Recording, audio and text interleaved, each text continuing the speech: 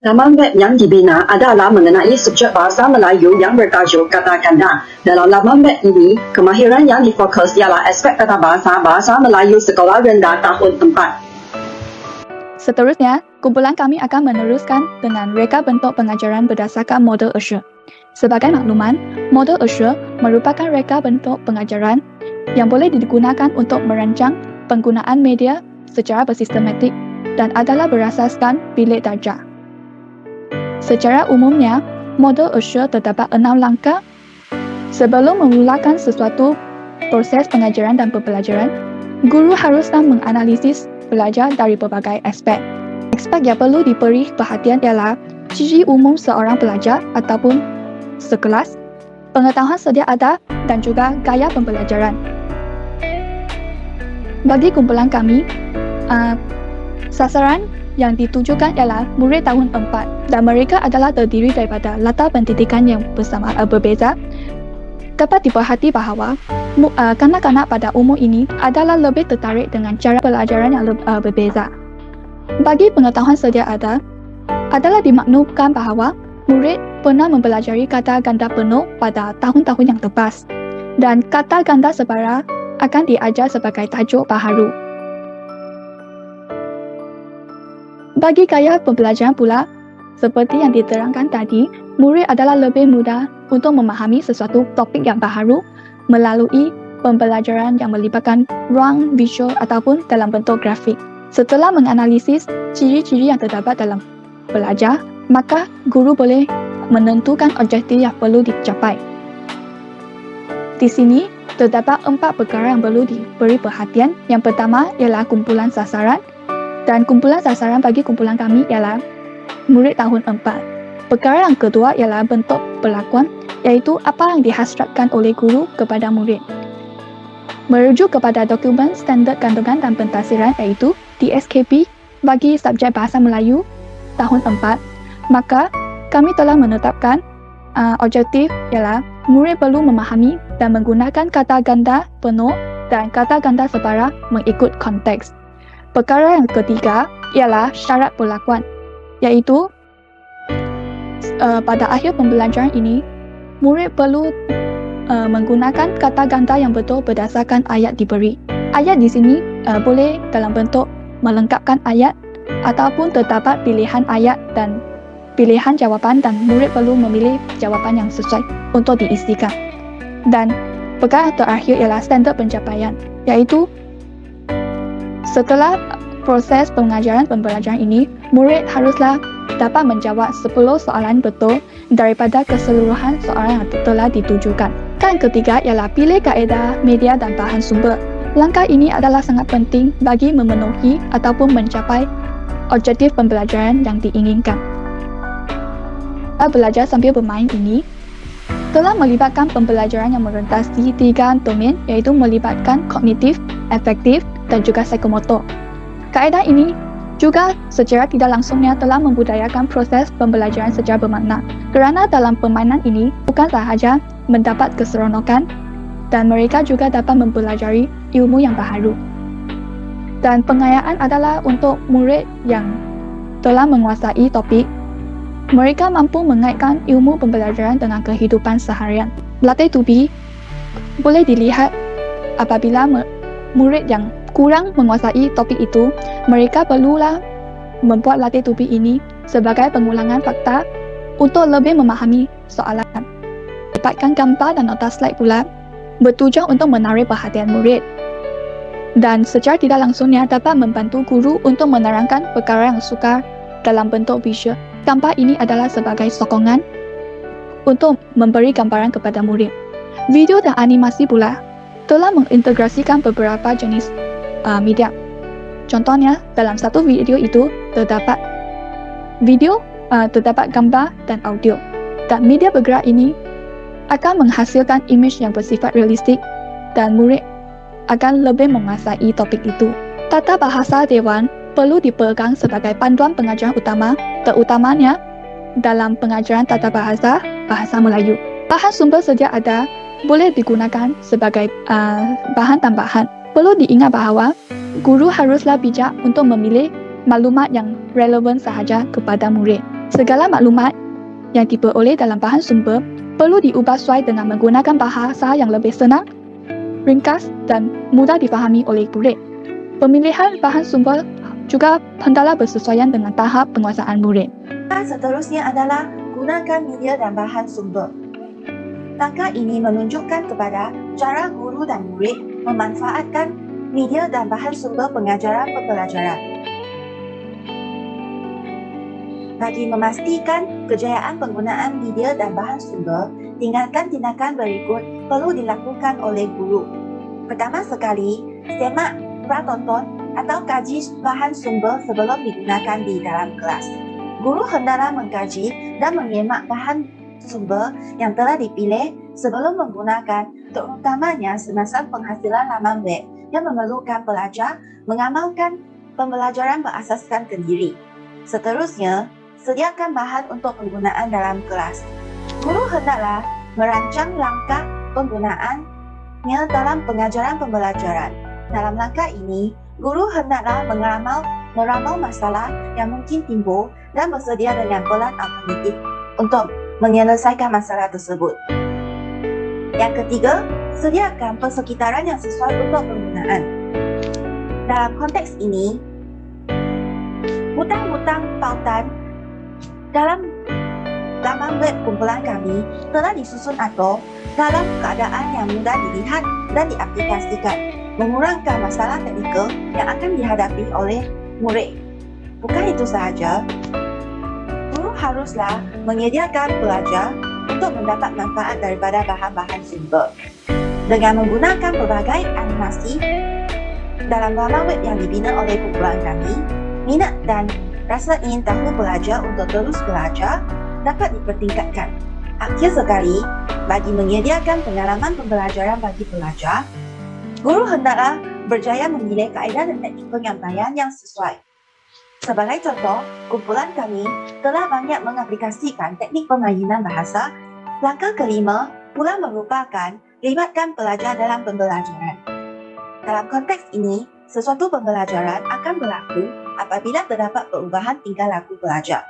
Ini disokong oleh semua teori pembelajaran, baik teori behavioris maupun teori kognitif. Seterusnya, pengalaman rasa berjaya dapat mengekalkan motivasi pelajar terhadap aktiviti pembelajaran.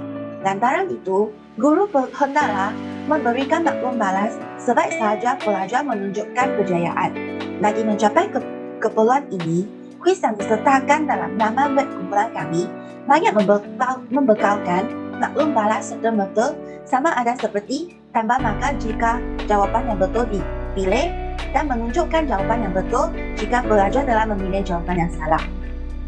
Bukan itu sahaja, leaderboard pada akhir setiap kuis juga dapat menyebabkan keterlibatan dan minat pelajar dalam aktiviti akan berterusan. Seterusnya, keterlibatan murid dalam aktiviti pembelajaran turut dapat diteruskan melalui aktiviti perbincangan, latihan tubi, teknik permainan bahasa dan sebagainya. Dengan memilihkan media dan bahan sumber yang sesuai, seperti gambar-gambar dan video yang disertakan dalam laman web kumpulan kami, keterlibatan pelajar dalam aktiviti pembelajaran dapat dipertingkatkan. Sekarang, tibalah langkah akhir dalam model Assure. Langkah akhir dalam model Assure ialah nilai dan semak semula perancangan. Penilaian seringkali dianggap sebagai menilai pencapaian pelajar semata-mata melalui latihan lembaran kerja atau ujian. Namun, langkah ini sebenarnya menyentuh dua aspek penilaian, iaitu penilaian pembelajaran dan juga penilaian pengajaran. Penilaian pembelajaran boleh terbahagi kepada dua bentuk, iaitu penilaian formal dan juga penilaian informal. Penilaian formal boleh dirujuk sebagai ujian, manakala penilaian informal boleh dibuat melalui hasil kerja, pemerhatian, soal jawab, aktiviti pembentangan. Penilaian pengajaran boleh dibuat setelah selesai proses pengajaran. Guru perlulah menilai semula perancangan dan pelaksanaan pengajarannya untuk melihat setakat mana perancangannya berjaya. Dalam refleksi seseorang guru, soalan berikut haruslah ditanya, seperti apakah perasaan saya? Terusnya, adakah objektif tercapai? Apakah kekuatan perancangan dan pelaksanaan pembelajaran? Apakah kelemahan pula? Apakah puncak kekuatan atau kelemahan tersebut? Dan apakah yang harus saya lakukan untuk menjadikan perancangan saya lebih baik? Melalui refleksi sebegini, guru dapat mengambil tindakan membetulkan langkah pengajaran, pemilihan objektif, atau pemilihan media yang kurang berkesan dalam perancangan seterusnya. Contoh, sewaktu pengajaran dan pembelajaran, guru dapat memulakan kelas dengan memperkenalkan dan menerangkan tajuk pengajaran pada hari tersebut kepada murid-murid, iaitu konsep kata ganda melalui halaman pertama laman web ini. Beberapa contoh kata ganda disertai gambar-gambarnya dapat ditunjukkan oleh guru untuk memberikan gambaran awal kepada murid-murid. Seterusnya, guru dapat mengajar topik kata ganda secara spesifik dengan tersusun, yakni bermula dari kata ganda penuh yang pernah dipelajari oleh murid pada tahun 3 terlebih dahulu sebelum mengajar kata ganda separa. Hal ini disebabkan kaedah imbas balik pengetahuan sedia ada ini akan menyebabkan murid sekolah rendah lebih mudah memahami, membuat hubung kait dan menguasai ilmu yang baru diserapkan.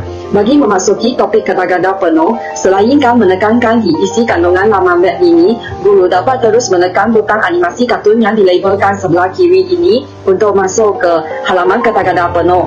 Di halaman kata ganda penuh, definisi dan contohnya disediakan untuk menjelaskan topik ini kepada murid-murid dengan lebih jelas. Nota bagi aspek makna kata ganda penuh telah disediakan dalam bentuk slide. Dalam slide ini, selain contoh ayat, gambar-gambar mengenai maknanya turut disediakan untuk mengukuhkan lagi kefahaman murid-murid tentang 4 aspek makna kata ganda penuh. Seperti yang ditunjukkan sekarang dalam slide-nya ada gambar dan contoh ayat. Di samping itu, lagu dan video penerangan kata ganda penuh ditambahkan dalam laman web ini untuk menarik perhatian dan meningkatkan semangat murid dalam PDP. Lagu dan video yang diserapkan bukan sahaja berperanan sebagai hiburan kepada murid, bahkan sesuai bagi menjana kefahaman murid dan pelbagaian kecerdasan dalam diri belajar. Sebagaimana yang dijelaskan menurut teori kecerdasan pelbagai Howard-Gardner, sama ada murid yang kecerdasan lingzi atau kecerdasan kinestetik juga sesuai untuk melibatkan diri dalam PDP yang sedang disampaikan. Tambahan pula, aktiviti uji minda bagi kata ganda penuh juga ditambah. Bagi memudahkan pelaksanaan pengajaran guru, animasi kartun ini adalah butang untuk pantau ke word wall. Kemudian, guru dapat meneruskan pengajaran dengan menekankan butang animasi kartun sebelah kanan untuk pantau ke halaman kata ganda separa. Secara ringkasnya, halaman kata ganda separa ini juga direka dan disusun seperti bentuk halaman kata ganda penuh yang ditunjukkan tadi. Antaranya terdapat definisi, contoh, nota aspek makna kata ganda separa yang disediakan dengan Google Slide. Lagu dan video kata ganda separa juga disediakan dalam halaman kata ganda separa ini.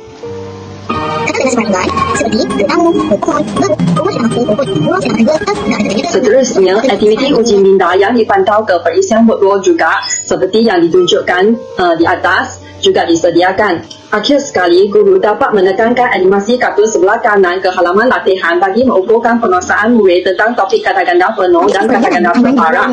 Oleh itu, dalam halaman latihan ini, nota kesimpulan yang mengandungi kata ganda penuh dan kata ganda separa disediakan melalui perisian YouTube.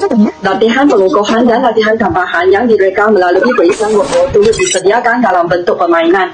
Hal ini disebabkan kerana berdasarkan pandangan Faridah Saratul Khas 2001, permainan yang diserapkan dalam PDP amat efektif dalam memotivasikan murid untuk bermain berulang kali sehingga maklumat yang ingin disampaikan itu senang diingati. Jawapan setiap latihan akan turut ditunjuk selepas murid bermain dalam perisian word wall. Secara terperincinya, kita dapat melihat bahawa di sebelah kiri setiap akhir halaman terdapat satu butang yang bercorak rumah. Ini merupakan butang yang pantau ke halaman pertama untuk memudahkan guru mengulang balik maklumat yang sebelumnya ketika ditanya oleh murid untuk imbas balik apa yang dipelajari. Secara konklusinya, elemen multimedia yang digunakan dalam laman web yang dibina ini, elemen yang pertama ialah teks. Elemen yang kedua ialah audio, iaitu lagu kata ganda penuh dan kata ganda separa yang disunting dengan aplikasi Audacity. Elemen yang ketiga ialah video penerangan yang dipetik dari YouTube dan disunting dengan aplikasi KineMaster. Elemen yang keempat ialah contoh gambar mengenai tajuk. Dan elemen yang terakhir ialah animasi yang digunakan dalam slide nota aspek makna bagi menjadikan nota itu kelihatan lebih menarik. Lebih-lebih lagi, elemen animasi kartun yang dimasukkan semuanya adalah butang hyperpantau untuk memudahkan guru pantau ke halaman-halaman atau web yang lain secara terus semasa PDP sedang dijalankan. Pembentangan kami pada hari ini setakat sini sahaja. Sekian, terima kasih.